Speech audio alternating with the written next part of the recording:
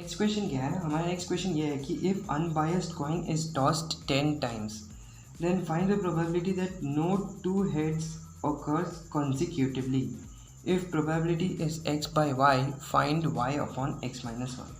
Integer type question है, ठीक है, यानी ये जो भी आएगा 0 से 9 के बीच में आएगा।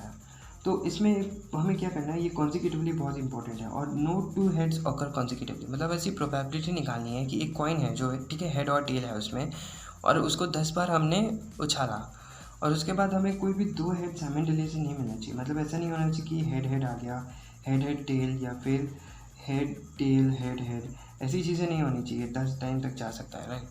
तो इसके लिए पहले हम P1 फाइंड करते हैं, ठीक है। P1 क्या आएगा, P1 होगा कि जब एक ही बार कॉइन उछाला, भाई एक ही बार कॉइन उछाला तो दो बार हेड आने की पॉसिबिलिटी तो क्या है, कुछ भी नहीं है, 0 है। यानी नो टू कॉन्सिक्यूटिव हेड्स की प्रोबेबिलिटी 1 है, कभी नहीं आएंगे 2 कॉन्सिक्यूटिव हेड्स। उसी तरह अगर हम P2 करें, राइट, तो P2 में क्या आएगा, P2 में दो हेड्स आने की एक ही पॉसिबिलिटी है, वो कैसे, H की।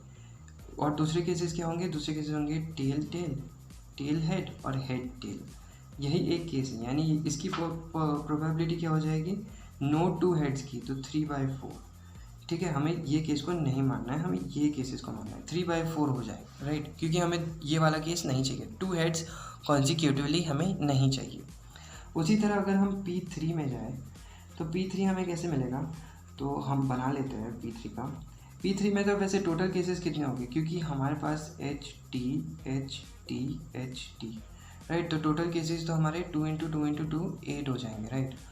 और नॉन फेवरेबल केसेस, राइट, यानी कि दो हेड कॉन्सिक्यूटिवली कब आएंगे, जब तीनों हेड हो, पहले दो हेड हो या दूसरे दो हेड हो, ठीक है। ये 3 केसेस आएंगे जो हमें कंसिडर नहीं करना है। यानी कि क्या हो जाएगा, यानी फेवरेबल केसेस हमारे कितने हो जाएंगे, फेवरेबल केसेस होंगे 8 - 3, वो हो जाएगा 5। यानी ये पॉसिबिलिटी क्या हो गई, प्रोबेबिलिटी 5/8 हो गई, राइट। अब क्या करना है, अब एक इंट्यूशन मतलब एक आइडिया हमारे पास होना चाहिए। वो कैसा कि जब हमने टेल और टेल लिया, ठीक है, प्रीवियस केस में से, तो हमारे इधर कितने केसेस आते हैं, इधर हमारे केसेस आ सकते हैं टेल टेल टेल और टेल टेल है, राइट। जो ये सेम रखा है, यही हमने वेरी किया है। अगर हम इसका दूसरा केस ले, जैसे टेल और हेड, तो वो हमारे कितने हो सकते हैं, सिर्फ टेल आ सकता है, सिर्फ एक ही केस आ सकता है, राइट। अगर हम हेड लेंगे तो फिर वो हमारा अनफेवरेबल हो जाएगा।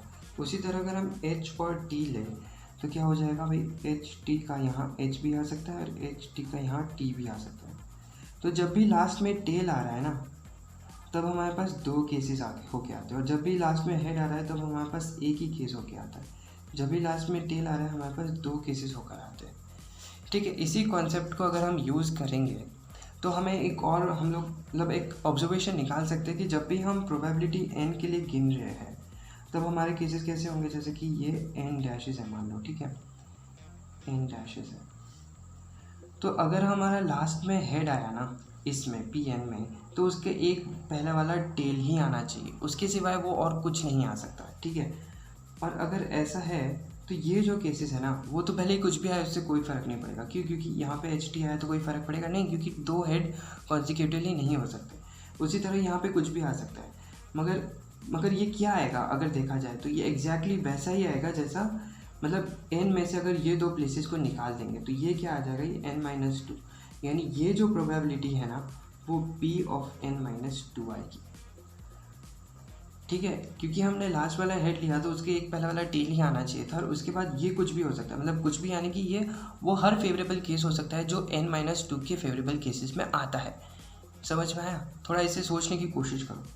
उसी तरह अगर हम इसको इस तरह से लें कि लास्ट में टेल आता है, अगर लास्ट में टेल आएगा तो भाई ये भी हेड हो या टेल कुछ भी हो सकता है, राइट, कोई भी कुछ भी हो सकता है इसके मुताबिक, राइट। तो फिर ये क्या हो जाएगा, फिर ये n-1 हो जाएगा, ठीक है ना, क्योंकि यहाँ पे सिर्फ एक ही चीज़ को हम फिक्स्ड मान रहे हैं, तो फिर ये n-1 की तरह इसके अरेंजमेंट हो जाएंगे, तो ये प्रोबेबिलिटी ऑफ n-1 की तरह आ जाएगा, ठीक है। तो ये दो केसेस हमारे होके आते हैं, या फिर हमारे लास्ट में हेड हो Pn में, या फिर लास्ट में टेल हो।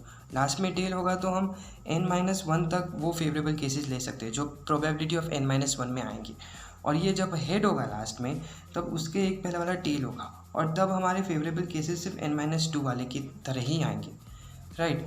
यानी पी एन अब क्या हो जाएगा, पी एन क्या हो जाएगा, इन दोनों का एडिशन हो जाएगा। तो पी एन माइनस टू का एडिशन तो हुआ, साथ में इन दोनों की प्रोबेबिलिटी भी ऐड कर दी, तो 1/2 मल्टीप्लाई कर दिया, और ये पी एन माइनस वन और इसकी प्रोबेबिलिटी तो वो हाफ। ठीक है, यही मेजर कॉन्सेप्ट है इसका। तो अगर हम इससे निकालने की कोशिश करते हैं, जैसे कि अगर हम P3 निकालने की कोशिश करते हैं, तो ये क्या हो जाएगा, P1/4 प्लस P2/2। तो P2 हमारा क्या है, P1 तो 1/4 और P2 3/4/2, 3/8, यानी 1/4 प्लस 3/8 जो होता है 5/8। और हमारा आंसर ऊपर क्या आया था, ऊपर भी हमारा आंसर 5/8 ही आया था, यानी हमारा ये कॉन्सेप्ट सही है। इसी तरह से हम यूज़ कर करके P4 भी निकालेंगे। तो P4 क्या आएगा, P2/4 P3/2। तो वो P2 क्या आया है 3/4, 3/4/4 प्लस P3 क्या आया 5/8/2। तो ये क्या आ जाएगा, ये आ जाएगा 8/16, राइट। 3 + 5 और ये दोनों 16, ये हो जाएगा 1/2। यानी इसी तरह हम निकालते जाएंगे तो हमारा P10 क्या आएगा, P10 आएगा कि भाई P8/4 करो और P9/2 करो।